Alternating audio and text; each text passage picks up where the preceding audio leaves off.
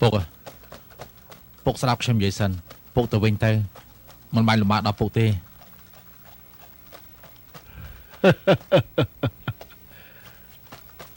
ហើយស្មានតែពុកចិត្តល្អធ្វើការឲ្យគ្រូសាហ៊ូហ្នឹងពុកមិនដែលមកទីនេះទេពុកគ្រាន់តែមកមើលតាឯងថារាល់ថ្ងៃធ្វើការនៅការដ្ឋានជួរពួកឯងចេះដែរទេតើគេស្ដាប់បញ្ជាឯងទេពុកមកនេះមកមើលពីអាចកំបាំងនៃការធ្វើជួររបស់គេទេអញ្ចឹងពុកមកស៊ើបឬមួយក៏មករករូបមន្តស៊ើបក៏ស៊ើបរូបមន្តធ្វើជួរក៏រកដែរតាមពិតវិជារបស់គ្រូសាលីយើងដែរក្បួនធ្វើជួរមិនបាច់រកទេពិតមែនណាបើមានខ្ញុំដឹងយូរណាស់មកហើយ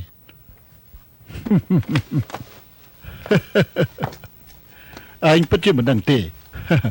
បងប្រុសឯងមានសមត្ថភាពឯងស្មានអាចជំនួសគ្រួសារបានទោះបីជាមានក្បួនអាចកម្បាំងក៏មិនអាចធ្លាក់ដល់ដៃឯងដែរវាធ្លាក់ទៅលើដៃបងប្រុសឯងម្យ៉ាងទៀតពុកគិតថារឿងផ្ទៃក្នុងរបស់គេហេតុអីឲ្យអ្នកលេងល្បែងដោះលែងសៀគួយសៀងហើយនៅបង្ករឿងស្មុគស្មាញដល់គ្រួសារហ៊ូទៀតថាមិនត្រូវគេជាសត្រូវរបស់តកូលយៈក៏បានដែរឯងគិតមើលទៅបើឲ្យបងប្រុសឯងនិងបងថ្លៃឯងដឹងនោះអញ្ចឹងឯងគ្មានប្រយោជន៍ទេណា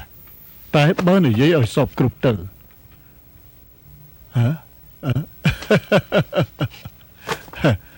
ពុកមិនជឿទេឯងជឿដែរទេមនុស្សម្នាក់មានចំណុចមិនដូចគ្នាច្រើនណាស់ណាបើនិយាយពីចរិតគឺយើងមិនអាចដឹងពីចរិតរបស់គេទេតើអ្នកណាមួយដឹងពីចរិតរបស់គេនោះ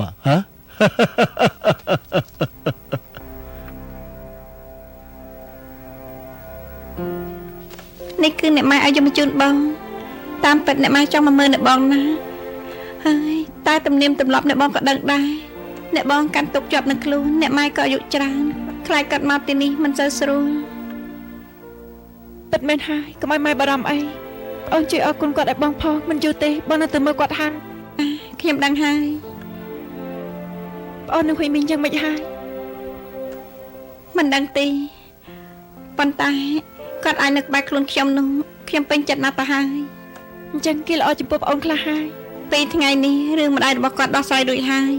ខ្ញុំនឹងគាត់អាចនិយាយគ្នាបានហើយខ្ញុំយល់ថាតាមដំណើររឿងនេះប្រកាសជាល្អឡើងវិញបើនាងទៅអញ្ចឹងហួយមីងនឹងពិបាកចិត្តមិនខានខ្ញុំពិបាកជាងគេទៅទៀតស្អីក៏ជួយគេមិនបានគេចង់មើលថែខ្ញុំអកតញ្ញូណាស់ទៅហើយតែមិនចង់ឲ្យគេលំបាកកូនខ្លួនឯងសោះចាំបាច់និយាយថាពិបាកដល់កូនអីបើសិនជានាងអាចនៅជាមួយពួកយើងមួយរយៈបាននោះអញ្ចឹងរឿងនេះខ្ញុំទៅនិយាយជាមួយលោកម្ចាស់បាត់ទេខ្ញុំទៅកន្លែងណាក៏បានដែរខ្ញុំទម្លាប់ទៅហើយបើនៅទីនេះយូរនាំទៅកាត់ជំងឺឬក៏រឹសដងបាត់ទេខ្ញុំដឹងថានេះមិនមែនចិត្តពិតរបស់នាងទេអាយ៉ាខ្ញុំមិនដូចពួកអ្នកទេនិយាយស្ដីត្រូវឲ្យនន្ទនទន់ភ្លុនខ្ញុំចូលចិត្តនិយាយប៉ាច់ទីនេះមានច្បាប់ទម្លាប់ច្រើនណាស់ខ្ញុំមិនអាចទទួលបានទេខ្ញុំចង់ថានាងម្នាក់ឯងទុកចិត្តចោលថ្ងៃក្រោយខ្ញុំមិនយកប្រាប់ពីអ្នកទេខ្ញុំមិនមែនមានន័យអញ្ចឹងទេខ្ញុំចង់និយាយថានាងនៅតែម្នាក់ឯងចុះបើជឿស្កាត់អីនោះគ្មានកូននៅក្បែរតែគិតយ៉ាងម៉េចទៅអាយ៉ាប្រាក់នេះឯងប្រគល់ឲ្យគាត់ផងឲ្យគាត់រស់នៅឲ្យបានសុខរស់នៅបានសុខឬមួយក៏បងចង់ឲ្យគាត់រស់នៅម្នាក់ឯខាងក្រៅរស់នៅដោយខ្វះការទីពឹងគ្មានអ្នកណាអើពើចំពោះគាត់អញ្ចឹងហ៎ហួយមីងគាត់ធ្លាក់ដល់ដំណើរការនេះទៅហើយគេគាត់បកកឡើងដោយខ្លួនឯងអ្វីដែលបងអាចធ្វើបានមានតែប៉ុណ្្នឹងទេគាត់ជាម្ដាយបង្កើតរបស់យើងម្ដាយបង្កើតមិនបានជាបងដែលចិត្តខ្លាំងម្ល៉េះខ្ញុំមិនខ្វល់ខ្ញុំនាំគាត់ចូលគ្រួសារហ៊ូវិញគឺគ្រួសារហ៊ូជំពាក់គាត់ឯងកុំព្រេះផ្ដាល់សោះបើឯងនាំគាត់ចូលទៅក្នុងគ្រួសារហ៊ូចុះម៉ែគិតយ៉ាងម៉េចទៅឯងមានយល់ពីអារម្មណ៍របស់គាត់ទេម៉ែគាត់ធ្វើប្រពន្ធដើមច្រើនឆ្នាំមកហើយរឿងម្ដាយបង្កើតរបស់យើងមិនអាចរស់នៅបានល្អទេបើសិនជាគាត់នៅមានជីវិតគាត់ប្រហែលជាខ្លាយទៅជាអ្នកស្រីហ៊ូមកទៅហើយ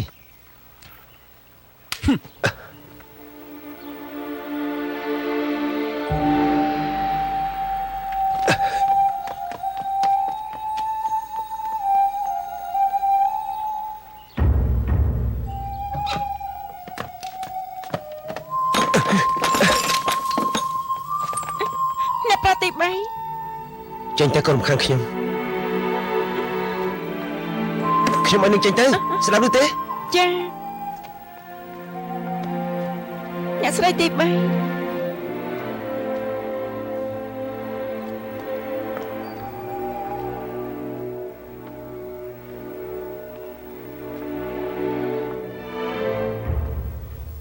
បងយ៉ាងម៉េចហើយ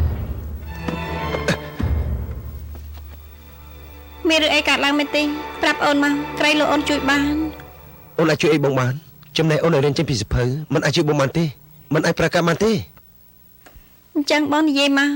អូនគ្រាន់តែស្ដាប់មិននិយាយស្ដីទេ ណែអូនក៏រំខានបងបានទេអូនមិនអាចជួយបងបានទេ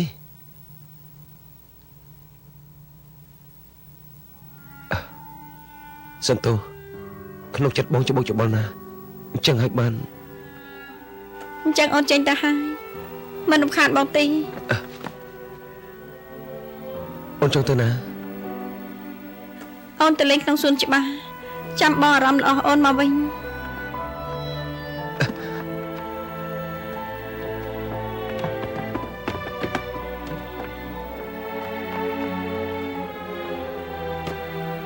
ថាម៉េច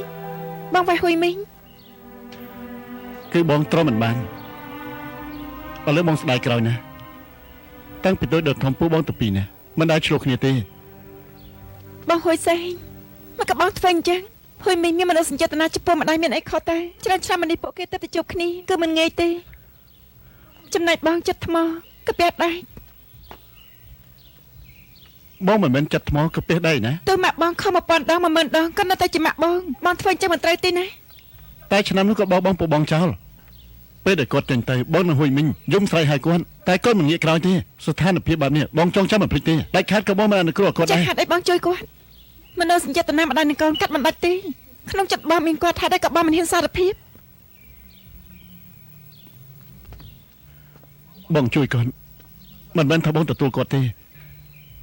ចាំហើយរបស់បងឥឡូវគិតយ៉ាងម៉េច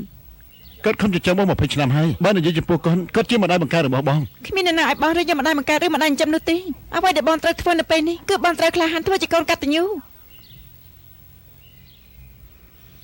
បងរៀនច្រើនយ៉ាងនេះបងពិតជាដឹងអូនមិនបាច់មកបង្រៀនបងទេ អូនមិនមែនបង្រៀនបងទេអូនចង់និយាយឲ្យបងយល់ច្បាស់ពីមូលហេតុនេះ បានបងមិនយល់ទេគឺអូនយល់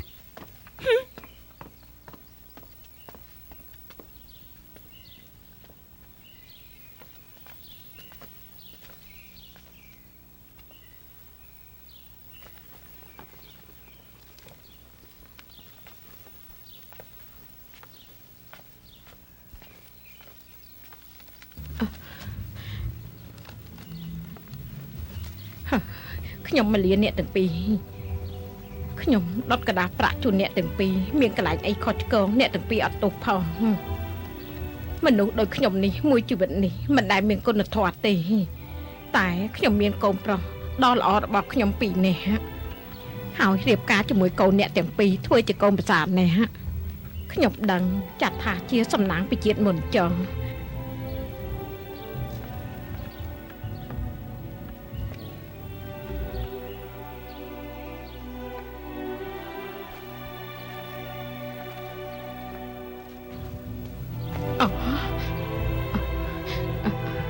គ្រាន់តែមកមើលបន្តិចទេអរគុណម៉ាក់នាងហៅខ្ញុំថាម៉េចម៉ាក់ជាម៉ាក់របស់ហួយសេងក៏ជាម៉ាក់របស់ខ្ញុំដែរហួយសេងមិនដែលហៅខ្ញុំថាម៉ែទេក្នុងចិត្តគាត់ហៅម៉ាក់រាប់រយដងទៅហើយនាងច្រឡំមែនធ្វើឲ្យខ្ញុំសប្បាយចិត្តណាស់គ្មានទេពីមុនកូនក៏ធ្វើខុសចំពោះម៉ាក់ដែរសូមម៉ាក់អភ័យទោសឲ្យកូនផងនិងអភ័យទោសឲ្យហួយសេងកូនគិតថាគង់មានថ្ងៃណាមួយម៉ែកូនអ្នកទាំងពីរនឹងទទួលស្គាល់គ្នាវិញខ្ញុំមិនសង្ឃឹមទេមិនអីទេមិនខ្វល់ថាគេធ្វើយ៉ាងម៉េចចំពោះខ្ញុំទេខ្ញុំមិនប្រកាន់នឹងគេទេគេមិនខុសទេខ្ញុំមិនសមជាម្ដាយគេទេបាទហើយខ្ញុំត្រូវទៅហើយកូនប្រសាល្អត្រូវថែខ្លួនផងណាបើមានអ្វីខ្វះខាតមករកពួកកូនចាពួកកូនប្រកាសជាមើលថែម៉ែ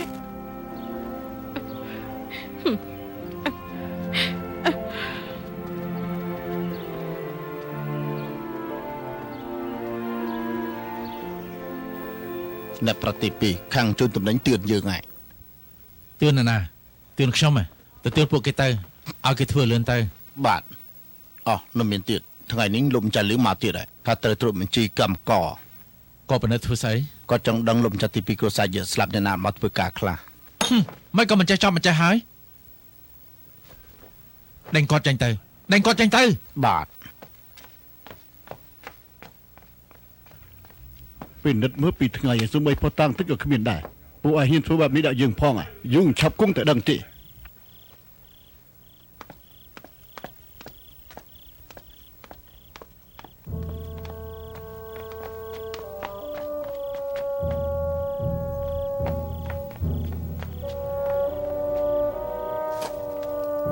ឡូវនេះយប់ស្មើនេះថាតៃណាត់ឬមួយក៏វាទៅផឹកស្រាលេងស្រីទីដឹងអញ្ចឹងមិនក៏មិនហៅយើងទៅផង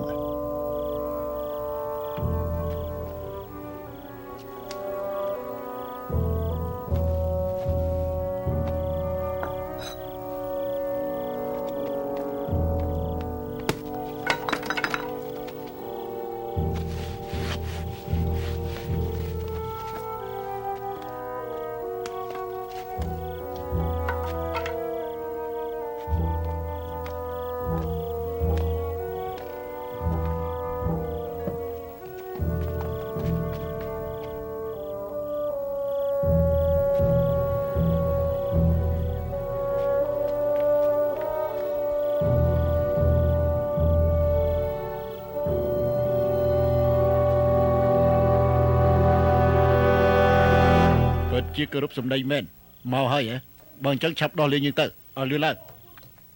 អញត្រូវយល់ព្រមនឹងខ្ញុំពេលអាចចេញមកមិនត្រូវនិយាយប្រាប់គេទេ ទុកចិត្តចុះលោកជួយខ្ញុំមិននិយាយប្រាប់គេពីរឿងរបស់លោកទេអើយ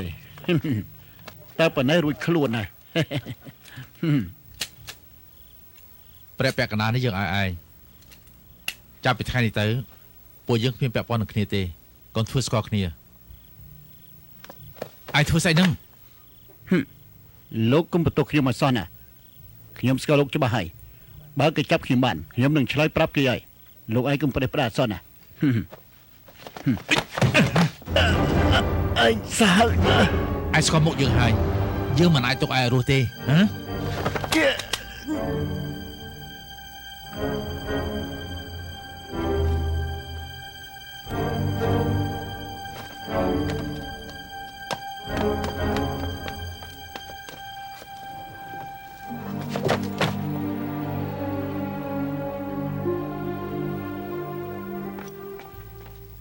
ម៉ែ មកហុយស្រីកូនអង្គុយចុះញ៉ាំបាយទៅមួយព្រឹកធំហើយលោកលីហៅកូនទៅធ្វើអី ឈិនស្លាប់ហើយត្រូវគេសម្លាប់បាត់ទៅហើយ មិនតាន់ចាប់បានឃាតករនៅពីក្រោយទេតាមខ្ញុំមើលគេសម្លាប់មនុស្សបបិទមាត់ហើយ នោះក៏ល្អដែរមនុស្សដូចគេគួរតែស្លាប់យូរហើយចាំបាច់តែខ្វល់អ្នកណាសម្លាប់ធ្វើអី បើអញ្ចឹងវានឹងប៉ះពាល់ដល់ពួកយើងមិនខាន បានហើយឃាតករដែលសម្លាប់ពុកម្ដាយវ៉ាន់ស៊ីងនោះពួកយើងក៏ដឹងហើយដែរគឺគេចង់មកញុះញង់បង្ករឿងជាមួយគ្រួសារហ៊ូយើងទេពួកយើងតាមដានច្រើននាំតែធ្វើឲ្យមនុស្សច្រើនទៀតទេ អ្នកម៉ែនិយាយត្រូវអ្នកសម្លាប់មនុស្សគឺឃាតករគ្មានអ្នកបញ្ជាក្រោយខ្នងទេតាមខ្ញុំមើលមិនប្រកាសថាគ្មានមនុស្សបែបនេះទេ អញ្ចឹងឈិនហេតុអីត្រូវគេសម្លាប់នោះ ឯងសួរខ្ញុំសួរអ្នកណា ហ៊ុយជីង បាទ កូនយល់យ៉ាងម៉េច ខ្ញុំយល់ថាម៉ែនិយាយសមហេតុសមផលបើសិនមិនមែនពួកយើងតាំងរឹងពេកទេប្រហែលជាឈិនមិនស្លាប់ទេប៉ុន្តែមនុស្សដែលសំខាន់គឺឈិនគេពិតជាឃាតករឥឡូវបានសងសឹកជំនួសបងថ្លៃហើយខ្ញុំគិតថារឿងផ្សេងទៀតមិនបាច់ខ្វល់ទេ ហួយមីងអញយល់យ៉ាងម៉េចដែរ ឲ្យតែម៉ែក៏មិនអីរឿងផ្សេងទៀតខ្ញុំមិនខ្វល់ទេ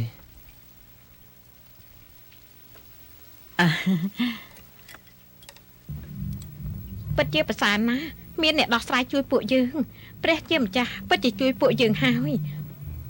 អេហួយជីងបងថាតើមើលអ្នកណាជាឃាតករ បងមិនដឹង អូបងអ្នកសម្លាប់មែនទេ អូននិយាយទៅផ្ដាស់បើបងចេះសម្លាប់បងសម្លាប់បានទេ បងមានគំនុំអីជាមួយគេអូនមិនគិតថាអ្នកណាជាស្ត្រូវនឹងគេ អូននិយាយលេងសើចតើ អូនមិនចាំបាច់លេងសើចអញ្ចឹងទេ ត្រូវបងនិយាយត្រូវមនុស្សគេប្រកាសជាមានស្ត្រីច្រើនហើយងាប់អញ្ចឹងសំមុខហើយហួយជីងមិនក៏បងមិនទៅការដ្ឋាន បងមិនទៅទេ មិនបានទេមិនងាយទេដែលបងអាចកាន់កាប់ទីនោះបានបងគួរតែខំធ្វើបងមើលបងប្រុសបងមើលមានគេពេញចិត្តច្រើនណាស់បងមិនត្រូវចាញ់គាត់ទេចាំពុកមកវិញត្រូវឲ្យពុកមើលតើបងមានសមត្ថភាពប៉ុណ្ណា បងចង់សម្រាប់បន្តិចកូនរំខាន អេក្រោកឡើងហើយថ្ងៃចាំងគូថហើយក្រោកឡើងឆាប់ឡើងមក បាន អេជប់សិន បងធ្វើខ្លួនឯងបានហើយ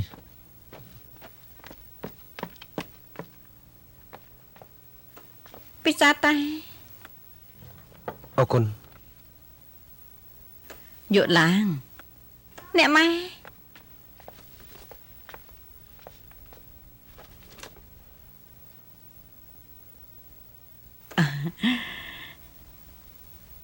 នេះគឺម្ដាយហ៊ុយមីងឲ្យម៉ែយកមកឲ្យកូន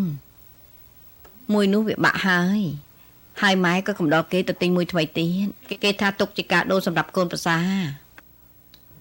ម៉ែខ្ញុំតែកូននៅណា តាមពិតម៉ែចង់ខត់គេឲ្យនៅមួយរយៈដែរតែគេមិនព្រមគេចាញ់ទៅហើយហ៊ុយមីងអ្នកម៉ែអ្នកស្រីអេឆាប់ទៅខត់គេទៅម្ដាយគេចាញ់ទៅមិនសល់មិញហើយគឺខ្លាចគេទៅរកឲ្យម៉ែកុហកថាទៅថ្ងៃនេះឆាប់ទៅតាមគេទៅហើយខ្ញុំមិនដឹងថាធ្វើបែបនេះគឺវាខុសអញ្ចឹងទេ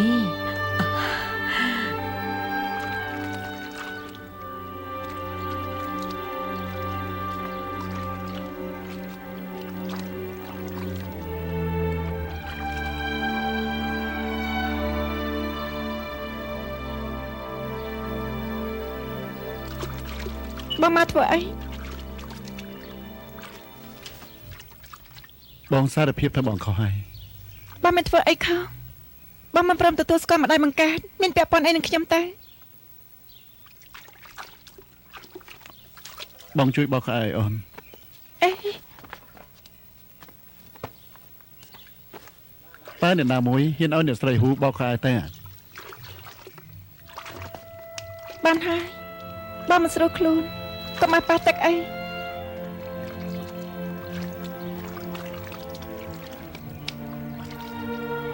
កុំខឹងនឹងបងអី អ្នកណាខឹងនឹងបង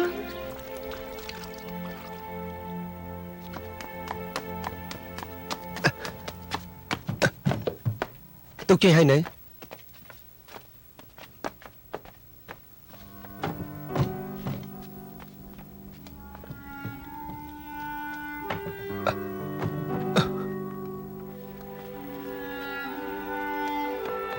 បងទី3បងធ្វើស្អីហ្នឹងបងទៅតែអញ្ចឹងចុះម៉ែគិតយ៉ាងម៉េចបងថ្លៃគិតយ៉ាងម៉េច បងទៅរកម៉ែបង្កើតបងទៅរស់នៅជាមួយគាត់ បងមិននិយាយហេតុផលសោះ ទុកជ័យទៅ បងទៅរបស់វិញទៅបងនិយាយជាមួយខ្ញុំមកនិយាយមក អូដៃបងទៅណា បងមកតាមខ្ញុំមក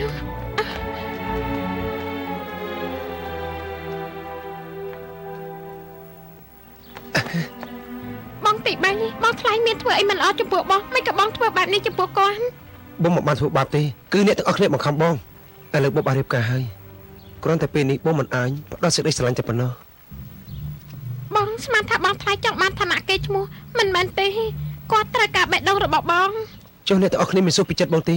បងមានចិត្តមានថ្លើមដែរបងសុខចិត្តឬមិនសុខចិត្តតែមានអ្នកណាយកពីចិត្តបងទេ ចុះបងមានយល់ពីអ្នកដទៃទេពួកយើងមិននិយាយពីបងថ្លៃទេនិយាយពីអ្នកម៉ែវិញគាត់ខំចិញ្ចឹមបងយ៉ាងលំបាកណាស់មានអីខុសពីម្ដាយបង្កើតបងទៅបើចាញ់ទៅដោយបែបនេះបងមានគិតពីអារម្មណ៍របស់អ្នកម៉ែទេហ៎ បងមិនខ្វល់ច្រើនទេបងគ្រាន់តែដឹងថាម្ដាយបង្កើតរបស់បងរស់នៅខាងក្រៅរទុកម្នាក់ឯង នៃរបស់បងចង់ថាគ្រួសារហួពួកយើងធ្វើខុសចំពោះបងមែនទេ បងមិនមានន័យចឹងទេ គឺបងយល់អញ្ចឹងបងមិនឲ្យបងរៀនល្ខោនអ្នកម៉ែឲ្យបងរៀបការជាមួយនឹងបងយកឡើង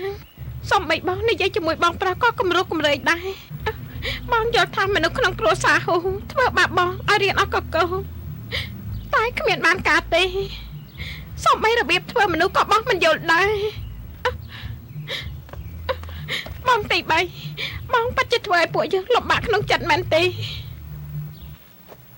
បងទី4បងនិយាយត្រូវណាស់មិនមែនទាំងអស់គ្នាធ្វើបាបបងទេគឺបងធ្វើបាបអ្នកទាំងអស់គ្នាតែបងធ្លាប់គិតទេអ្នកដែលបងមិនគួរធ្វើបាបនោះគឺជាម្ដាយបង្កើតរបស់បង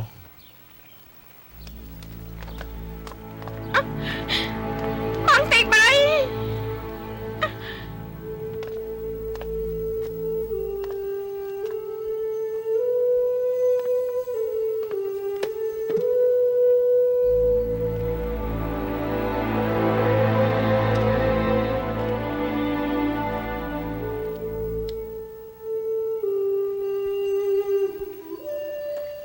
អសាមកមើលផ្ទះផងឲ្យពួកយើងដឹងថាបងសុខសប្បាយទេ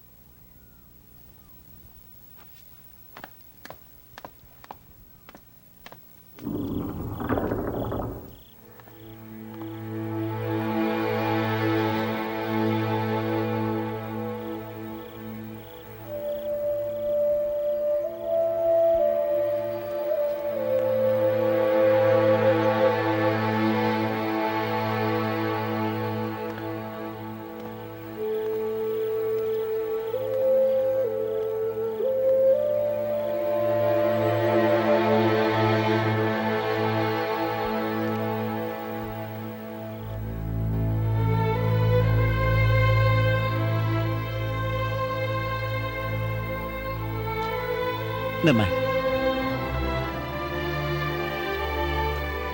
ហួយសេតើម៉ែអាចបាត់បង់កូនដែរទេ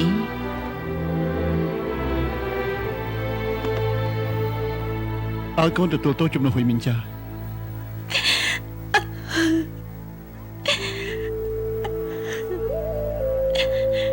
ហួយសេតើកូននេះចាំបាត់ទេថ្ងៃនេះកូននឹងហួយមិញមកដល់ឪពុករបស់កូនបានបងប្អូនពីរនាក់យកមកឲ្យម៉ាក់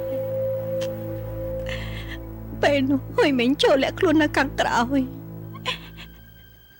ឯកូនវិញចូលសម្លឹងមើលមកមុខម៉ែមើលម៉ែមិនដាក់ភ្នែកម៉ែក៏លើកពោកូនហើយម៉ែបាននិយាយថាកូនគឺជាកូនបង្កើតម៉ែចាប់តាំងពីថ្ងៃនោះមកម៉ែបានទុកកូនជើងពីរជាកូនបង្កើតម៉ែហើយ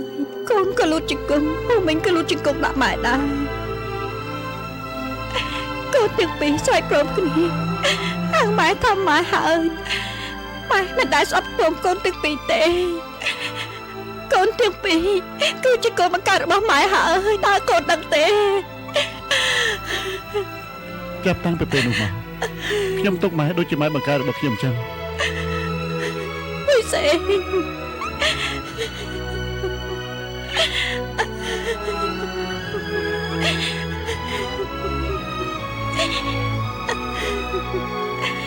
ម៉ែមិនបន្ទោសហួយមិញហើយក៏មិនបន្ទោសហួយកូនសៀតដែរគ្រាន់តែម៉ែធ្វើជាម្ដាយគេមិនបានពិតជាពិបាកណាស់ ខ្ញុំយល់ហើយម៉ែបានប្រសិទ្ធក្តីស្រឡាញ់ឲ្យពួកខ្ញុំទាំងពីរណាលើសពហួយជីងនិងហ្វូយូទៅទៀត ម៉ែមិនខឹងនឹងគេទេហើយក៏មិនបន្ទោសគេដែរគេត្រូវម្ដាយបង្កើតរបស់គេទេម៉ែយល់ថាម្ដាយគឺត្រូវការចិត្តកតញ្ញូពីកូនកូនគឺត្រូវការថ្នាក់ថ្នមស្រឡាញ់ពីម្ដាយឲ្យតែគេដូចជាកូនទទួលស្គាល់ម៉ែថាជាម៉ែនោះប៉ុណ្ណឹងម៉ែសប្បាយចិត្តណាស់ទៅហើយ ណ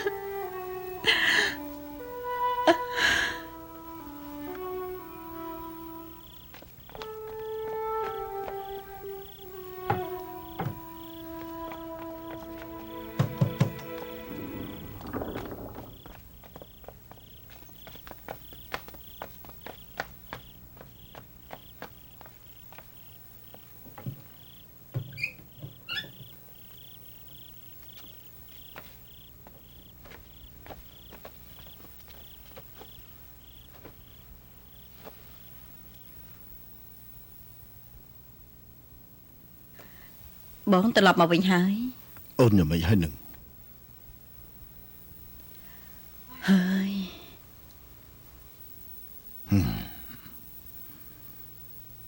បាបកម្មដូចតែម្ដាយវានឹង សាច់ឈាមម្ដាយនឹងកូនអាចកាត់ដាច់ដែរទេ កុំខឹងអីចាត់ទុកថាយើងគ្មានកូននេះជុក ហួយមិញនឹងហួយគូសៀងរស់នៅថ្ងៃក្រោយ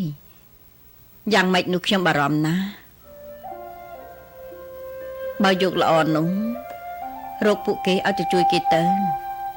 អូនចាំបាច់បារម្ភពីវាធ្វើអីមិនក៏អូនមិនគិតពីខ្លួនអូនវិញទៅ គិតគឺដើម្បីបងដើម្បីកូនដើម្បីមនុស្សក្នុងគ្រួសារតើមានអ្វីមិនត្រូវម្យ៉ាងទៀតនោះបងមានជំនឿចិត្តលើខ្ញុំ ផុងអ៊ីអូននិយាយពាក្យនេះបងរអ៊ឺខ្លួននោះ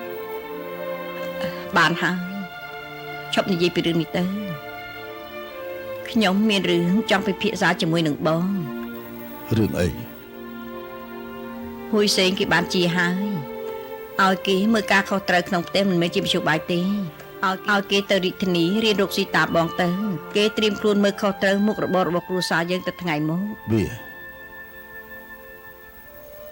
វាទៅរួចទេ បើមិនសាកមើលមិនដឹងថាកើតឬក៏អត់គេធំហើយម្យ៉ាងទៀតគឺនៅមានបងគឺបងជាអ្នកជួយមើលការខុសត្រូវ បងមិនយល់ទេហេតុអីអូនមិនគិតគូរដល់កូនមកកើតអូនខ្លះផង ហើយកូនបង្កើតអ្នកណាមិនស្រឡាញ់នោះក៏ប៉ុន្តែសមត្ថភាពវាជារឿងផ្សេងបានហើយបងចេញទៅក្រៅយូរហើយរឿងក្នុងផ្ទះបងមិនសូវយល់ច្បាស់ទេខ្ញុំធ្វើនេះគឺមានហេតុផលរបស់ខ្ញុំបងកុំបារម្ភអី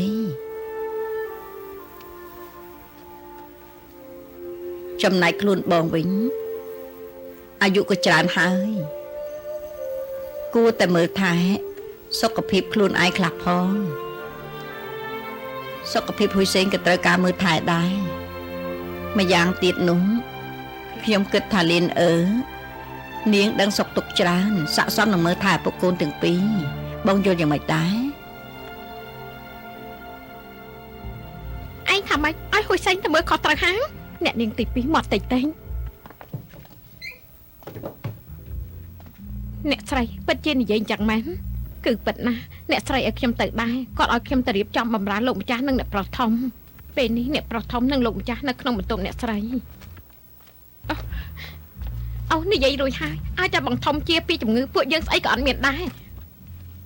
ហួយជីងបងនិយាយខ្លះទៅគេដណ្ដើមយកហាងហើយបងនៅថ្មឹងទៀតអីនិយាយទៅ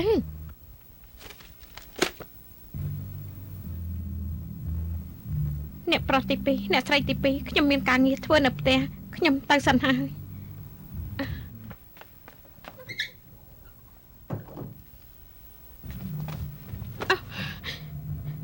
ឥឡូវល្អហើយបងធំគ្រប់គ្រងគ្រួសារហើយយើងស្អីក៏អត់មាននឹងគេដែរ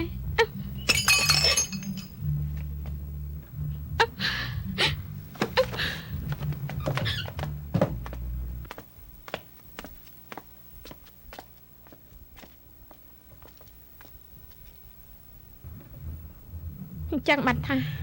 អ្នកណាធ្វើអ្នកនោះទទួលពេលនេះផ្ទះទាំងមូលផ្ទុះសង្គ្រាមពួកឯងមិនអាចបញ្ជាក្បាលយើងស្រេចតែចិត្តទេទៅការដ្ឋានក៏មិនទៅកូនចង់និយាយអីឆាប់និយាយមកនិយាយទៅក៏ម៉ែមិនជួយដែរ អញ្ចឹងមិនបាច់និយាយទេម៉ែហួយជីងម៉ែដឹងតែក្នុងចិត្តកូនហេតុអីមិនសប្បាយម៉ែនិយាយជាមួយកូនប្រមាណសារហើយកូនគឺជាប្អូនទី2កុំចង់ធ្វើបងធំគេអីណាសៀវភីងហេតុអីដាក់ឆ្នាំហួយសេងម៉ែយល់ច្បាស់ណាស់គ្រាន់តែម៉ែមិនចង់និយាយបែកបាក់គ្នាកូនជាកូនប្រុសរបស់ម៉ែបង្កើតហេតុអីក៏កូនធ្វើអញ្ចឹងគ្មានចិត្តដូចម៉ែបន្តិចសោះ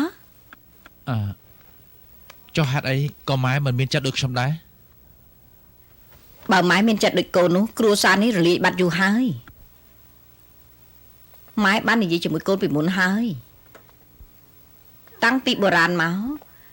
មេគ្រួសារព្រោះតែដើម្បីប្រាក់រលុយចិញ្ចឹមគ្រួសារដៃជើងច្រើនរឿងកាន់តែច្រើនតែទីបំផុតបានស្អីទៅលុយដែលខំរកបានមកនោះគឺយកទៅលេងសើចយ៉ាងសប្បាយចិត្តទីបំផុតទៅទេស្អាតតែកូនចង់ដើរផ្លូវនេះមែនទេម៉ែធ្វើនេះគឺដើម្បីចង់ឲ្យកូនល្អ ម៉ែក៏ដឹងហើយខ្ញុំគ្មានន័យអញ្ចឹងទេខ្ញុំគ្រាន់តែសង្ឃឹមថាពុកនិងម៉ែអាចផ្ដល់ឱកាសឲ្យខ្ញុំគ្រាន់តែត្រូវការឱកាសមួយប៉ុណ្ណោះ អត់ផ្ដល់ឱកាសឲ្យកូនណាចុះការដ្ឋានមិនឲ្យកូនទេហ៎ថ្ងៃក្រោយបងធំកូននិងកូនម្នាក់នៅខាងក្រៅម្នាក់នៅខាងក្នុងមុខរបស់គ្រួសារហូយើងថ្ងៃក្រោយកាន់តែល្អជាមិនខាន ការដ្ឋានមិនមែនជាកន្លែងដែលធំមានមុខមាត់នោះទេរាល់ថ្ងៃធ្វើតែចោលទៅមកខ្ញុំដូចជាកម្មករអញ្ចឹងមានតែទៅហាងទេដែលអាចរកស៊ីបានទើបអាចមានមុខមាត់នៅលើទីផ្សារ ការដ្ឋានរបស់គ្រួសារហ៊ូគឺជាទ្រព្យសម្បត្តិដូនតាតាំងពីដើមមកម្ល៉េះហេតុអីក៏កូនមើលស្រាលបែបនេះហាម៉ែបានបកគលការដ្ឋានសំខាន់យ៉ាងនេះឲ្យទៅកូនគឺផ្ដល់ឱកាសឲ្យកូនហើយគឺម៉ែជឿជាក់លើកូនហើយម៉ែដឹងថាកូនឆោតណាស់ទើបឲ្យកូនទៅការដ្ឋានធ្វើជួរដើម្បីមើលខុសត្រូវទើបអាចបន្តវេនរៀនរកស៊ីនៃគ្រួសារហ៊ូយើងនេះកូននិយាយមកកូនព្រោះតែរឿងរកស៊ីមែនទេ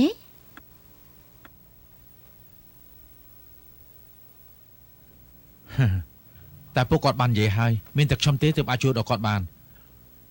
និយាយពីចរិតរបស់ខ្ញុំនៅបងធំ ខ្ញុំយល់ថាបងធំសំធ្វើនៅការដ្ឋានជាង បងធំកូនគឺជាបងធំក្នុងគ្រួសារថ្ងៃក្រោយគេជាមេគ្រួសារត្រូវមើលការខុសត្រូវក្នុងហាងហើយម្យ៉ាងទៀតការធ្វើជួរគេមិនស្ទាត់ទេបើគេទៅការដ្ឋាននោះខ្លាចតែពុកកូនបារម្ភដូចជាពេលនេះអញ្ចឹងឲ្យគេនៅក្បែរពុកកូនឲ្យគេបានរៀនពីពុកកូនផងបើកូនជាកូនកតញ្ញូមែននោះឲ្យស្ដាប់បង្គាប់ទៅបានហើយសុទ្ធតែជាកូនរបស់ម៉ែទាំងអស់ម៉ែមិនលំអៀងទៅលើអ្នកណាទេកុំថាឡើយមិនបែកផ្ទះទោះជាបែកផ្ទះក៏ដោយគឺម៉ែចេះគិតគូរណាស់ម៉ែមិនខ្វះនៅចំណែកកូនទាំងអស់គ្នាទេម៉ែដឹងថាបងធំរបស់កូនគឺគេមានចិត្តធ្ងន់ណាស់គេមិនប្រកាន់នឹងពួកកូនទេ ម៉ែតែខ្ញុំគឺជាកូនបង្ការរបស់ម៉ែណា ម៉ែដឹងថាកូនជាកូនបង្កើតរបស់ម៉ែហេតុអីក៏កូនបង្កើតរបស់ម៉ែមិនក៏ម៉ែមិនប្រគល់ទ្រព្យសម្បត្តិនោះឲ្យតែកូនខ្លួនឯងព្រោះនៅក្បែរម៉ែមានមនុស្សធ្វើការច្រើនណែគឺដូចជាពុកកូនអញ្ចឹងដូចជាប្រពន្ធកូនអញ្ចឹងឯឪពុកក្មេកកូននោះមានក្បួនធ្វើជួរតែគេធ្វើមិនបានតែហេតុអីទៅបែរជាយកមកឲ្យឪពុកកូនដែលជាអ្នកក្រៅព្រោះឪពុកកូនមានសមត្ថភាពក្រៅពីឪពុកកូនមានសមត្ថភាពនោះគឺមានការពិសោធន៍ហើយនឹងមានចិត្តស្មោះត្រង់ទៀតផងឪពុកកូនចាប់ពីធ្វើជាសិស្សរបស់លោកលីវមកគឺគាត់ឧស្សាហ៍ណាគឺគាត់ខិតខំព្យាយាមពឹងលើសមត្ថភាពរបស់ខ្លួនឯងបង្កើតបានការដ្ឋានជួរនេះគឺកើតឡើងច្រើនឆ្នាំណាស់មកហើយចាប់តាំងពីការដ្ឋាននេះបើកគឺគ្មានអ្នកណាម្នាក់ដែលមិនពេញចិត្តនោះទេតម្លៃក៏ទាបរបស់ក៏ល្អមិនព្រោះតែតម្លៃតល់ខ្លួនម្យ៉ាងទៀតនោះក៏មិនកេងចំណេញទៅលើអតិថិជនដែរទើបមានការដ្ឋានជួរដល់សប្តាហ៍ថ្ងៃនេះតែកូនដឹងប្រហែលអីគឺគាត់ពឹងលើសមត្ថភាពរបស់គាត់ផ្ទាល់ចុះឪពុកភ័យកូនវិញនោះ ម៉ែខ្ញុំយល់ហើយគឺម៉ែមិនជឿខ្ញុំ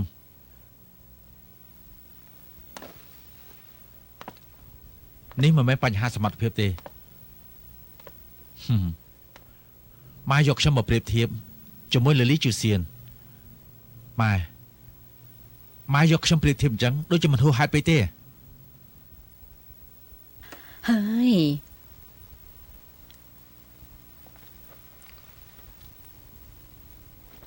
ហួយជីងកូនជាក្មេងឆ្លាត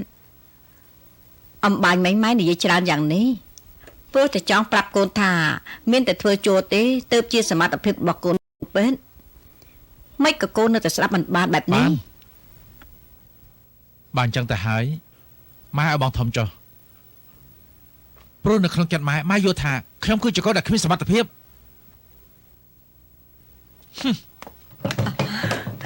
Hồi Chính Hồi Chính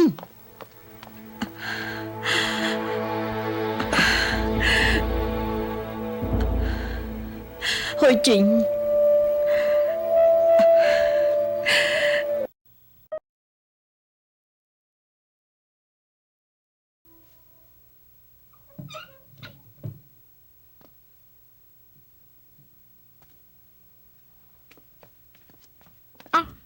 Hồi Chính Bong phạt tiệt hai អត់ទេ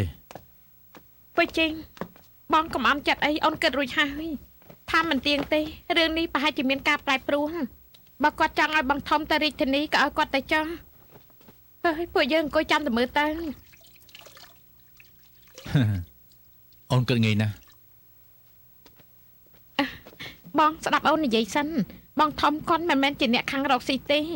Mà dạng tiết có chăm bố ca rọc xì có khuyên miên chùm nấu chặt đai Dù bông nặng o sẵn khắp mình khám tê Chăm bố quát tụ bay gọ con thưa Có dân ở gọt thưa tơ Bong cầm lịch tha Nơi rì thì ní miên bộc ôn tiên Ba kháng câu tật bộc ôn cứ chọp បងវានឹងភ្លេចឥឡូវអូនមានផ្ទៃពោះកុំស្កត់កូនឲ្យខូច Đấy tê Con dân sẵn con mình khôi ếch đai មិនកើតទេ Bất chìm cạn mẹ này មិនកើតទេ Mình cạn mẹ này Mình cạn mẹ này Mình cạn mẹ này Mẹ សិភីអូនយ៉ាងម៉េចហើយ Chữ nè Bật mẹ này Chữ sạp ta hai នៅស្ងៀម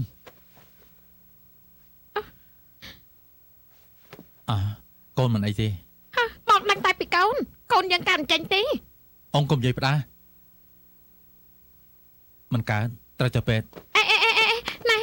Ông mình tay tí អូនកុំលេងសើចអូនធ្លាក់មិញមិនស្រាទេណាកុំប្រកែក Ê Này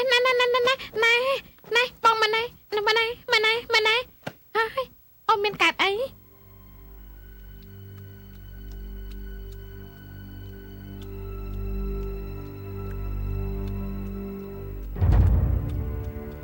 Tha ở côn bị bề mặt Côn ta bật trên cầm hăng đã sự phinh Thưa ở những rụt côn រឿងខ្ញុំជាមួយសិភីអត់ពាក់ព័ន្ធទេខ្ញុំមិននឹងយកនាងមកបញ្ចេញកំហឹង Bạn hai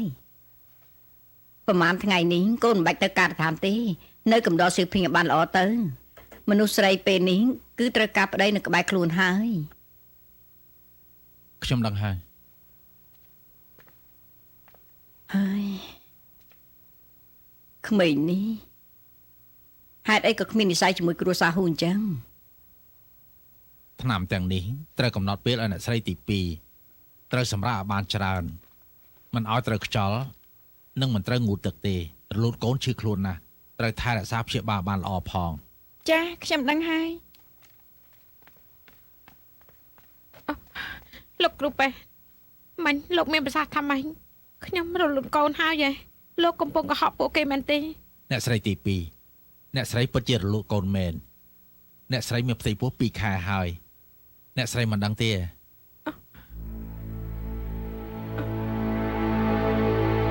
Nhóm rồi lụt con Nhóm rồi lụt con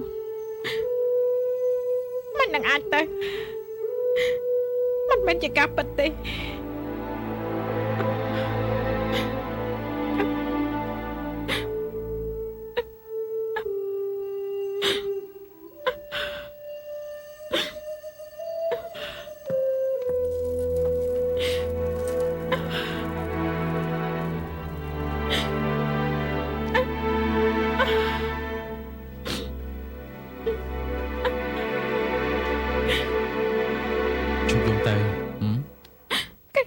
bị bát chặt Ông mày đang tha rồi lụt con បងក៏ពិបាកចិត្តដែរអាហារពេលយប់ម៉ែក៏ពិសាមិនចូលដែរ Nè mai bắt con chạy khẳng khẳng Con anh đánh ôn chánh tế hồi trình Ông mà chẳng tay tế Ông chẳng nói các bài bò ម៉ែមានពេលខ្លះពិតជាកាចមែនតែម្ដងនេះក៏បារម្ភពីសុខភាពអូនណាគាត់ឲ្យបងនៅមើលថែអូនថែល្អ Bận mẹ này Nè mai bắt trên dành chẳng mẹ ត្រូវហើយបងខ្លួនឯងក៏ចង់សម្រាប់អាយុដែរ ហាងទទួលមិនទាន់បានការដ្ឋានក៏គ្មានអ្វីគ្រប់គ្រង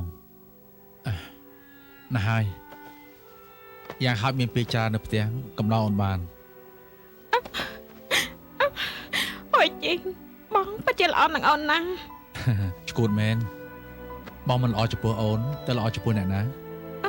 បងល្អចំពោះអូនណាស់អូននៅកុហកបងទី អូនកុហកបងអី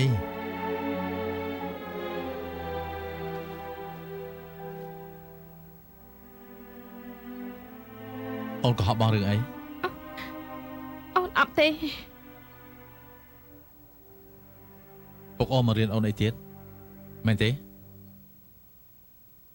និយាយមក ពុកអូនអាចអូនធ្វើពិតជាមានកូន ថាម៉េចក្រែងអូនរលូកកូនណា កាលនៅអូនត្រូវអ្នកម៉ែបណ្ដេញចាញ់ពុកថាឲ្យអូនធ្វើពិតជាមានកូនអ្នកម៉ែនឹងទទួលអូនវិញអូនក៏មិនដឹងថាពេលនេះអូនមានផ្ទៃពោះដែរនៅសក់ក៏អស់រលីងទៀត អើយបងសម្រាប់អូនបងសម្រាប់អូន អូយជីងលេងកូនយើងព្រាមសៀវពេញយ៉ាងម៉េចហើយសៀវពេញ ពុកដឹងរឿងច្រើនណាស់ទុកនៅនាំតែខូចការទេ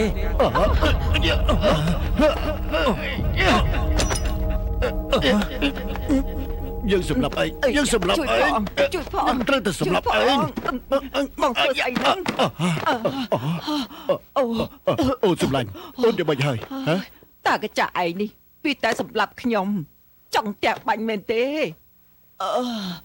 អូសម្លាញ់មិនបងយល់សពអាក្រក់ណាស់យល់សពអាក្រក់ណាស់ បងយល់សពស្អី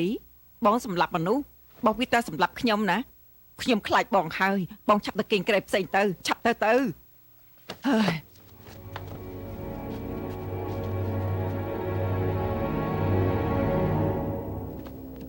អ្នកម៉ែមកហុំត្រូវមាត់មែនទេ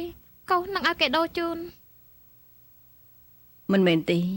គឺម៉ែហូបមិនចូលអ្នកម៉ែរឿងរបស់សៀវភីងម៉ែឈប់ពិបាកចិត្តទៅចាំនាងជាបារបស់ហើយនាងគង់តែមានព្រៃពោះទៀតទេម៉ែឈប់ព្រួយបារម្ភទៀតទៅ ត្រូវហើយ អើយនេះជាចៅដំបូងគ្រួសារហ៊ូយើងមិនក៏បាត់ទៅនោះ លោកស្រីលោកចាស់លៀងមកហើយ អូឆាប់អញ្ជើញចូលមក មិនក៏គាត់ឆាប់ដឹងម្ល៉េះ ពេលនេះម៉ែមិននឹងមានមុខជួបអ្នកដន្លងអូអ្នកដន្លងមកហើយហ៎ អ្នកដណ្ដងខ្ញុំចង់នាំសៀវភីងទៅខ្ញុំត្រូវតែនាំនេះទៅវិញ សៀវភីងពេលនេះមិនអាចចេញមកបានទេ មិនអាចចេញក្រៅបានយ៉ាងម៉េចចង់ឲ្យសៀវភីងស្លាប់នៅក្នុងគ្រួសារហ៊ូ អ្នកដន្លងសម្ដីដូចជាធ្ងន់បន្តិចហើយទោះជាយើងមិនបានមើលថែសៀវភីងក៏ដោយប៉ុន្តែនាងជាកូនប្រសារគ្រួសារហ៊ូយើង ឥឡូវនេះមិនមែនទេខ្ញុំត្រូវនាំនេះទៅវិញ មិនក៏លោកមិននិយាយហេតុផលគឺអ្នកបងទី2មិនប្រយ័ត្នខ្លួនឯងមិនមែនកំហុសគ្រួសារហ៊ូយ៉ាងទេ អាយ៉ាហ្វូយូ នាងនិយាយថាម៉េចរលូតកូន កូនមិនទៅវិញទេមិនទៅទេ អាយ៉ាពុកធ្វើនេះគឺចង់ឲ្យកូនល្អណាស់ ពុកចង់ឲ្យកូនល្អហ៎ពុកឲ្យកូនដាក់ថ្នាំឲ្យបង្ធំទីបញ្ចប់ត្រូវគេបណ្ដេញចេញពីគ្រួសារហ៊ូឲ្យកូនធ្វើពុតជាមានផ្ទៃពោះទីបំផុតមិនបានប្រយ័ត្នក៏រលូតកូនទៀតពុកមានដឹងទេពុកចេញកំណត់ទាំងអស់នេះមុនក្រោយកុំធ្វើបាបកូនឲ្យស្លាប់ទេ អើយកូនអត់មានសតិសម្បញ្ញៈទេកូនរលូតកូនក៏ចោលពុកដែរហ៎កូនដឹងថាកូននៅក្នុងផ្ទៃពោះរបស់កូនគឺមានតែពេលណាមកដែរណា កូនឈប់ជឿពុកហើយកូនសុកចិត្តល្ងងម្ដងពីរដងមិនសុកចិត្តល្ងងមួយជីវិតទេ កូនជាមួយហ៊ុយជីងនៅជាមួយគ្នាកូនចង់ល្ងងអស់មួយជីវិតដែរវាគួរឲ្យខ្លាចណាស់បើកូននៅជាមួយវាពុកមិនទុកចិត្តទេណា ពុកនិយាយតែផ្ដាស់ពួយជឹងល្អចំពោះកូនណាដឹងថាកូនធ្វើពុតជាពោះធំក៏មិនដាច់ចិត្តវាយកូនទៀត វាយកូនណាអើយថ្ងៃណាមួយវាពិតជាសម្លាប់កូនហើយហេតុអីបានជាកូនយករឿងមានផ្ទៃពោះរបស់កូនខ្លាញ់ប្រោវាចឹកហើយចុះមែនមិនថាយ៉ាងណាទេថ្ងៃនេះពុកត្រូវតែនាំកូនទៅណា កូនមិនទៅទេមិនទៅទេ មិនទៅហ៎វាធ្លាប់សម្លាប់មនុស្សណាហេតុអីបានជាកូនម្នាក់ចង់នៅជាមួយវា ពួយជឹងធ្លាប់សម្លាប់មនុស្សពុកក៏ហក់កូនទៀតហើយមាត់ពុកគ្មានពាក្យណាដែលជាពាក្យពិតទេកូនមិនជឿ អើយកូនចង់បញ្ឈឺពុកឲ្យស្លាប់ហ៎ល្អកូនមិនជឿទេចាំពុករកផតាំងឃើញកូនពិតជាជឿពុកហើយ អ្នកម៉ែ លោកម្ចាស់លៀងទៅវិញហើយយើងធ្វើយ៉ាងម៉េចទៅ ទៅហើយតាមកូនយល់ឲ្យបងទី2មកវិញតាតើម៉ែគិតយ៉ាងម៉េចដែរត្រូវចាត់មនុស្សឲ្យទៅការដ្ឋានហៅហួចចេញត្រឡប់មកវិញឲ្យឆាប់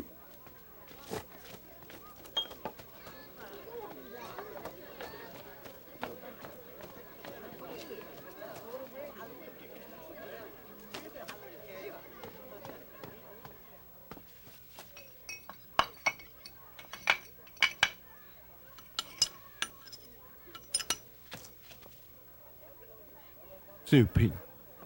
ចាំមើលបន្តិចទៀតតើកូនជឿពុកឬអត់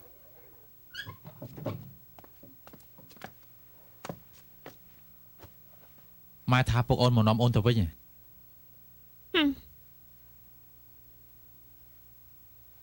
ព្រោះតែរឿងរលូតកូនណា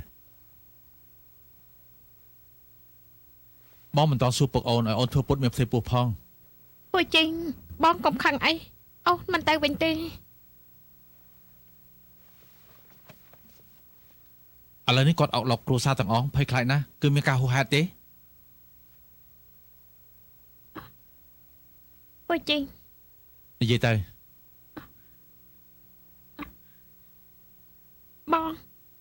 បងសម្លាប់មនុស្សមែនទេ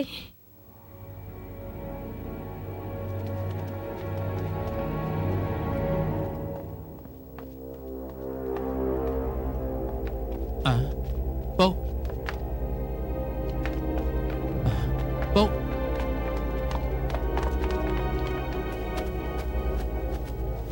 ពុកពុកពុកពុកពុក អាយ៉ាកុំចូលមកណាបើចូលមកពុកនឹងស្រែកភ្លាម អេខ្ញុំមិនចូលទេពុកកុំស្រែកខ្ញុំមិនចូលទេពុកកំបាត់នេះ កំបិតនេះគឺពុកក្នុង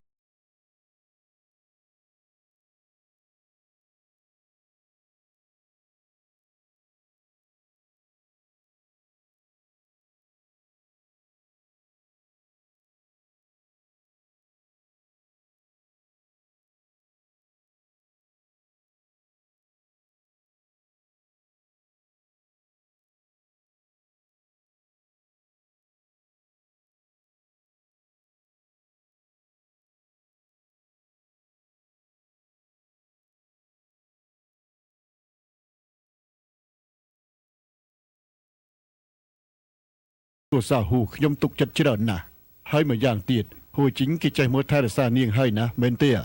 បាទ មកសូមអញ្ជើញ ចាពិសាទៅ ពុកទុកចិត្តចុះថ្ងៃក្រោយមានការអីពុកប្រាប់មកចុះ អ្នកមើលទៅពិតជាកូនប្រសាខ្ញុំល្អណាស់ លោកម្ចាស់ដូចជាសប្បាយចិត្តណាស់នៅសរសើរអ្នកប្រុសទី2ទៀតពួកគាត់ពីរនាក់កំពុងតែលេងល្ខោនស្អីខ្លាចលឿនយ៉ាងនេះមិនយល់សោះ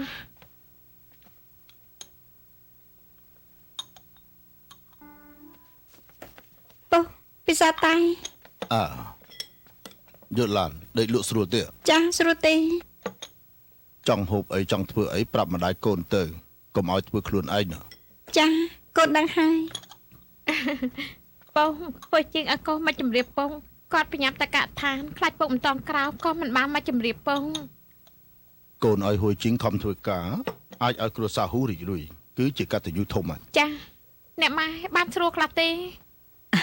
ល្អស្រួលណាស់អ្នកម៉ែកូនបានតាមចង់ធ្វើឲ្យធ្វើបបរជូនអ្នកម៉ែបន្តិចទៀតគេយកមកហើយអូ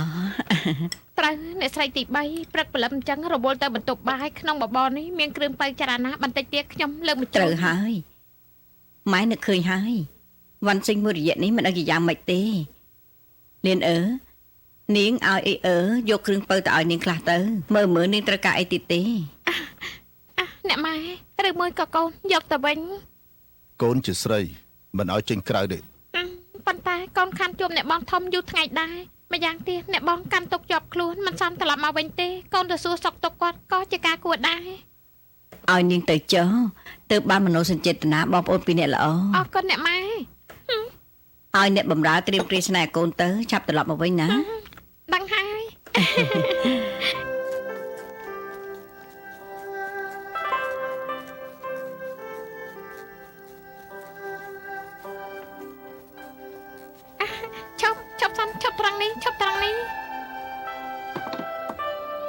សាន់លោកសាន់លោកសាន់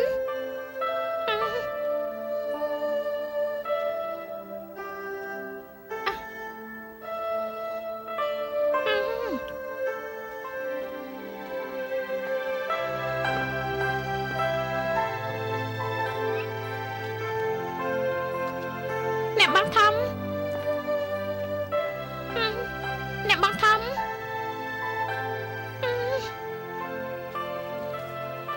មិនក៏អ្នកបងមិននៅដែរ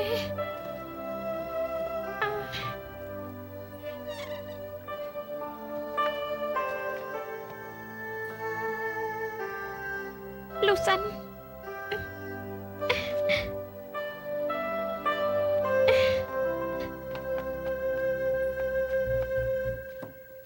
វ៉ាន់សេងឆាប់ចេញមកវ៉ាន់សេងខ្ញុំបានបេះផ្កាដែលនាងចូលចិត្តជាងគេនោះក្រែងយើងបាននិយាយគ្នាហើយថាយកផ្កាទៅដាក់មកក្នុងលោកគ្រូអ្នកគ្រូណែខ្ញុំបានយកនំដែលនាងចូលចិត្តញ៉ាំទៀតផងឲ្យតែនាងចូលចិត្តខ្ញុំយកមកឲ្យនាងគ្រប់ពេលវ៉ាន់សេងវ៉ា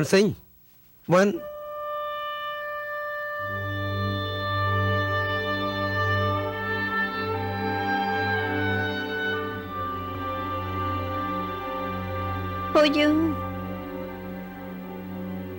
ពូយូអ្នកបងទីបាញ់ កំពុងគិតអីបានជាអារម្មណ៍មិននៅនឹងខ្លួនចឹង គ្មានអីទេ នៅថាអត់ទៀតចាក់ធ្លុះអត់ទៅហើយតើមានរឿងអីនៅក្នុងចិត្តមែនទេ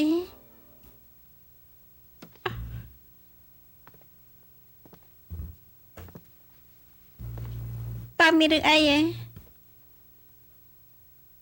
អ្នកបងទីបាញ់ខ្ញុំអាចសួរអ្នកបងសំណួរមួយបានទេ ល្អអូនសួរមក បើសិនមានបារម្ភម្នាក់ធ្វើរឿងជាច្រើនដើម្បីស្រីម្នាក់នៅពេលដែលនាងមានគ្រោះថ្នាក់ទៅសង្គ្រោះនាងបន្ទាប់មកក៏ជូនផ្កានាងទៀតបងថាមើលនេះជាតំណាងស្អីដែរ គឺស្រឡាញ់ បងថាបារម្ភនោះស្រឡាញ់ស្រីនេះហ៎ ប្រកាសហើយបើសិនជាមិនស្រឡាញ់នោះមិនក៏ល្អចំពោះនាងយ៉ាងនេះ ប៉ុន្តែពួកគេមិនអាចទៅរួចទេ បើសិនជាស្រឡាញ់មនុស្សម្នាក់មិនមែនព្រោះតែលទ្ធផលទៅបបង់ទេឲ្យតែបានមើលនាងធ្វើរឿងខ្លះឲ្យនាងសប្បាយចិត្តក្នុងចិត្តពោពេញទៅដោយក្តីសង្ឃឹមមានពេលខ្លះក្នុងចិត្តដឹងថាមិនអាចហើយបែរជាមានក្តីសង្ឃឹមមួយប្រហែលជាមានថ្ងៃណាមួយនាងនឹងព្រមប្រហែលនាងនឹងអាចយល់ពីទឹកចិត្តខ្លួនប្រហែលជាថ្ងៃក្រោយនាងនឹងអាចនៅជាមួយខ្លួនមានការប្រហែលច្រើនយ៉ាងនេះរឹតតែមានចិត្តលះបង់ដើម្បីខ្លួនទៀតពូយូ ល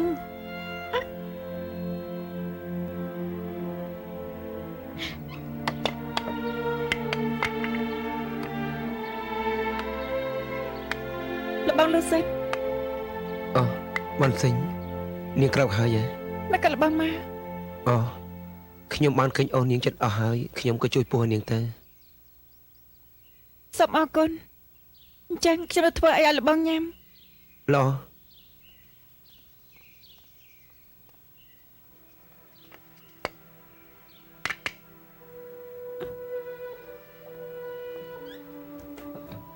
ពូយូ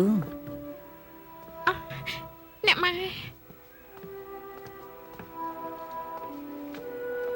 អ្នកបងធំរបស់កូនមិនដឹងយ៉ាងម៉េចហើយទេតាមពិតម៉ែមិនសូវទុកចិត្តទេកូនទៅមើលកូនឆ្លៀតយកនំហើយនឹងម្ហូបខ្លះទៅឲ្យនាងទៅ ឲ្យកូនទៅ យ៉ាងម៉េចលើកមុនក្រែងកូនទៀមទាទៅអីនៅថាចង់ទៅកំដរវ៉ាន់សិងជជែកលេងទៀត ចា លបងញ៉ាំតាមស្រួលទៅ ខ្ញុំខិនញ៉ាំបាយដែលនាងធ្វើដល់ផ្លត់អាយុហើយ បាត់ឆ្ងាញ់អាសាមក មិនសូវល្អទេ មានអីមិនល្អ បើឲ្យមនុស្សគ្រួសារហ៊ូដឹងប្រកាសជាមិនល្អទេ តែលបងជាបងប្រុសខ្ញុំ ត្រូវហើយខ្ញុំជាបងប្រុសនាង ពូយូបែបបានជាប្អូនមកពូយូប្អូនចាំមិនហ្នឹង ខ្ញុំយ៉ាងម៉េចដែរបងនៅហ៊ានសួរទៀនបងប្រុសខ្ញុំទៅប្រហែលថ្ងៃបងនៅជាមួយអ្នកដតីនៅនិយាយលេងសើចទៀតផង ពូយូប្អូននិយាយអីហ្នឹងលបងលូសិនជាកូនសិស្សពុកបងយើងតាំងពីតូចដល់ធំលេងជាមួយគ្នា ជាមួយគ្នា ទៅបានជាគាត់តស៊ូសង្គ្រោះបងនៅជូនប្រអប់សម្អាងស្អាតដល់បងទៀត ពូយូបងអូនយកច្រឡំហើយ អ្វីក៏បងកុំនិយាយខ្ញុំមិនចង់ស្ដាប់ទេ អេពូ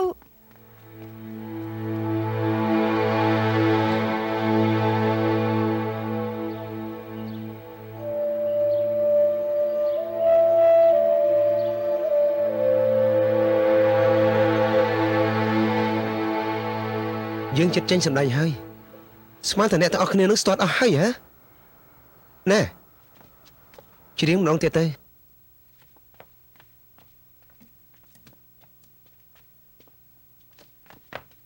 ពុយមីងខាត់ខ្លះមានមនុស្សរកលបង ប្រកាសជាម៉ែហើយ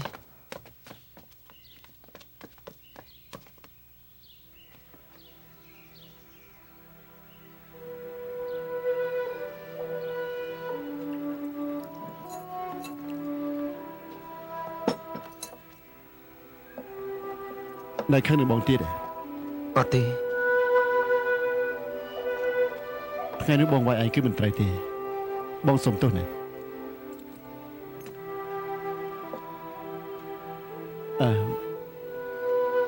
មានដំណឹងអីពីគាត់ទេ បងនៅបារម្ភពីគាត់ធ្វើអីក្រែងបងមិនទទួលស្គាល់គាត់ទេហ៎ ឯងដឹងចិត្តបងស្រាប់ហើយតាគ្រាន់តែបងមិនចង់ប្រឈមមុខ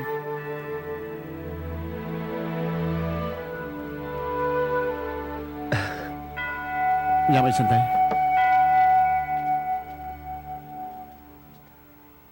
ម៉ែពេលនេះមិនដឹងនៅទីណាទេ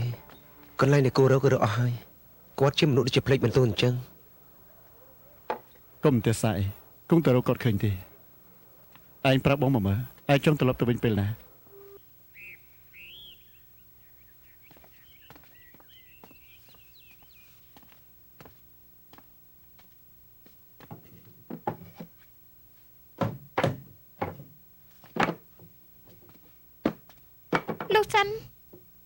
លោកសិនហេតុអីបងមិនរបល់នឹងខ្ញុំ នាងជាស្រីម្នាក់ដែលចេះតែមករំខានខ្ញុំនាងចង់យ៉ាងម៉េច មិនក៏បងទៅជួបបានចេញបានតាមចិន នាងនឹងបានទិញមកដូចគ្នាទេ ខ្ញុំនឹងគាត់មានអីខុសគ្នាទៅបងស្រឡាញ់គាត់បងនៅមិនសារភាពទៀតតែក៏បានរៀបការហើយគាត់ជាអ្នកបងធំខ្ញុំបងមានដឹងទេ ល្អនាងក៏ចាត់គាត់ជាបងធំដែរអញ្ចឹងអាកប្បកិរិយានាងចំពោះគាត់ចេះគួរសមដែរទេហ៎ បងប្រតែគាត់បន្ទោសខ្ញុំហ៎ មិនមែនដើម្បីគាត់ទេ តោះហាបងដើម្បីគាត់អ្វីក៏ហ៊ានធ្វើដែរចំពោះខ្ញុំសំបីតែសាយក៏គ្មានដែរហេតុអីទៅហេតុអីបងធ្វើយ៉ាងដាក់ខ្ញុំ បើនាងនៅនិយាយតែផ្ដាស់ទៀតនាងចេញពីផ្ទះខ្ញុំទៅ បងចាំតែណាសំដីខ្ញុំនិយាយត្រូវចំណុចបងឲ្យមែនទេទៅទេប្រលើសបងមកផ្ទះខ្ញុំគឺដើម្បីជួបបានចេញកាដូរៀបការដ៏ស្រស់ស្អាតអីប្រអប់សម្អាងខ្លួននោះគឺជាកាដូកក់ស្នេហ៍ដែលបងជូនដល់នាងការដែលខ្ញុំប្រកួតរៀងជើងនោះខ្ញុំសង្កត់ថាបងមករងហេតុអីបងមិនលេចមកចំណុចបងបានចេញវិញអ្វីក៏មិននិយាយប៉ុន្តែបងរត់លឿនជាងគេទាំងអស់តែខ្ញុំមានត្រង់ណាស់ដែលព្រៀបនឹងគាត់មិនបានបងនិយាយមកខ្ញុំអាចឲ្យបងអ្វីបានទាំងអស់ហេតុអីបងមិនទទួលយកខ្ញុំហេតុអីទៅហេតុអីទៅ នាងឈប់និយាយទៅខ្ញុំចង់ស្ដាប់ទេនាងចេញទៅ លោកសិងបើកទ្វារលោកសិងបងបើកទ្វារភ្លាមបើកទ្វារលោកសិងបើកទ្វារលោកសិងបើកទ្វារលោកសិងបើកទ្វារ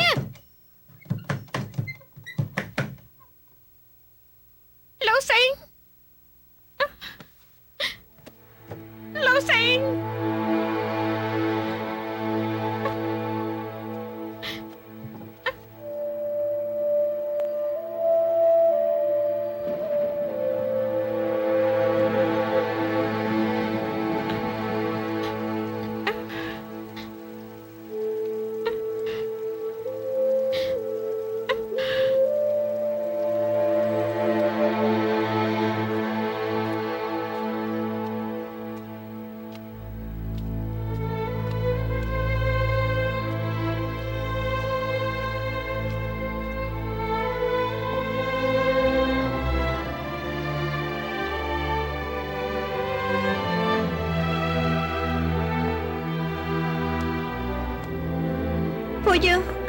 ពួកយើង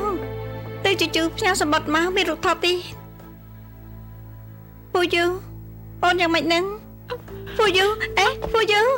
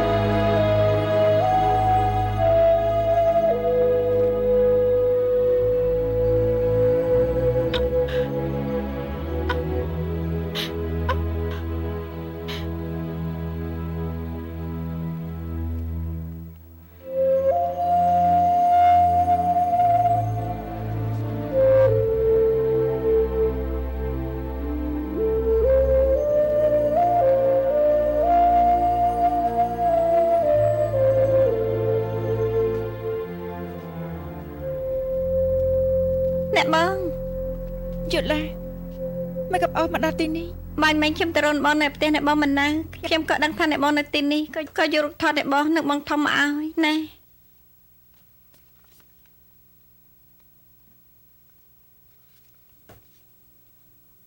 អ្នកបងតើអ្នកបងយ៉ាងម៉េចនឹងទឹកមុខរបស់អ្នកបងដូចជាសពូនណាឬមួយក៏សម្រាប់មិនស្រួលទេ គ្មានទេបងមិនអីទេ អ្នកម៉ែផ្ដាប់ដាំរហូតថាឲ្យអ្នកបងសម្រាប់ឲ្យស្រួលយប់មិញពូយូត្រឡប់ទៅវិញឈឺហើយ ពូយូឈឺយ៉ាងម៉េចហើយ អើយម្សិលមិញពេលពូយូត្រឡប់មកវិញសើមពេញខ្លួនដល់ពេលយប់ក្តៅខ្លួននាងក៏និយាយផ្ដេសផ្ដាស់រហូត មកក៏ទៅជាយ៉ាងនេះ ប្រហែលព្រោះលូឈិនអ្នកបងទៅមើលពូយូជាក្មេងល្អគួរឲ្យស្រឡាញ់ណាស់រហូតមកខ្ញុំស្មានតែលូឈិនមិនហ៊ាននិយាយហើយត្រូវពុកម៉ែរារាំងឥឡូវមើលទៅគឺពូយូស្ម័គ្រចិត្តខ្លួនឯងទេ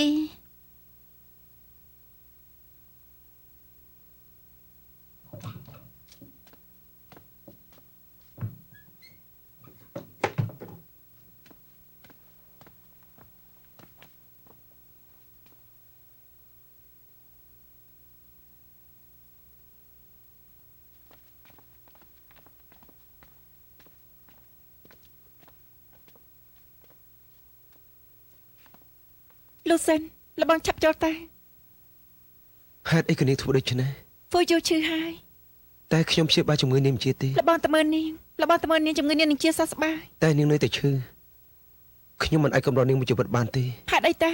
ពូយូមានដំណត់ក្នុងគ្រួសារយើងនាងក៏ឆ្លៀវវៃហើយស្លូតបត់ទៀតបាញ់ភ្លេងគឺរវៃក៏ចេះដែរនាងជាប់លេខ1មានបរិះណាមួយដែលមិនចង់បាននាងជាប្រពន្ធនោះ តែស្រីដែលខ្ញុំស្រឡាញ់គឺមានជាង គឺថែមទាំងមានជំងឺបេះដូងទៀតហើយវិធីព្យាបាលនោះមិនមែនអាណិតនឹងអាសូរទេគឺអ្វីដែលនាងអត់សង្ឃឹមរួចកើតឡើងជាថ្មីទៀត អ្នកស្រីទី3ខ្ញុំពិតជាគ្មានបំណងធ្វើបាបអ្នកនាងទី4ទេខ្ញុំមិនសមធ្វើបាបនាងទេ លូឈិនតាមពិតមនុស្សម្នាក់ពេលដែលកំពុងតែមានស្នេហាមិនគិតថាសមឬមិនសមទេមនុស្សពីរនាក់ដែលជួបមុខគ្នានោះគឺរងចាំ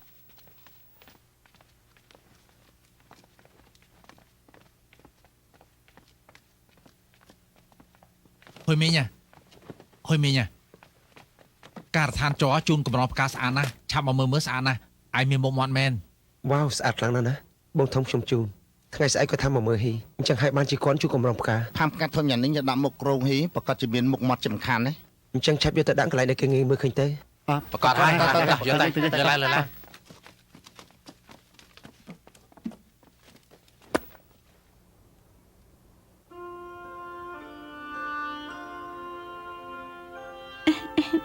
នាងជាមួយឯងនេះដឹងខ្លួនហើយហ៎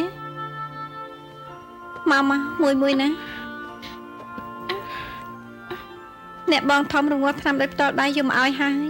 បងឲ្យហ្វេអឺយកទៅកម្ដៅ ខ្ញុំមិនផឹកទេ ឈឺហើយមិនបានជាមិនញ៉ាំថ្នាំនេះជាសម្ដានចិត្តរបស់បងធំណា ខ្ញុំមិនចង់ផឹកទេ មិនបាន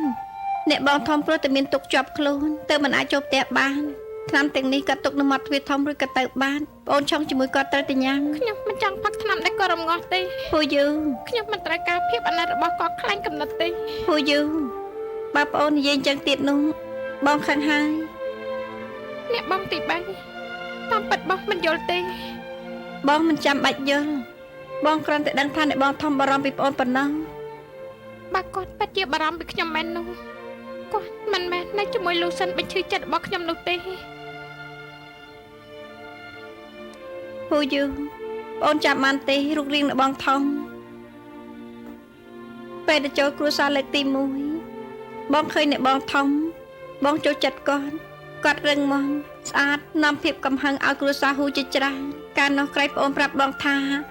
បងធំបានអ្នកបងធ្វើជាប្រពន្ធគឺជាសំណាងណាស់តើប្អូននឹងចាំបានទេ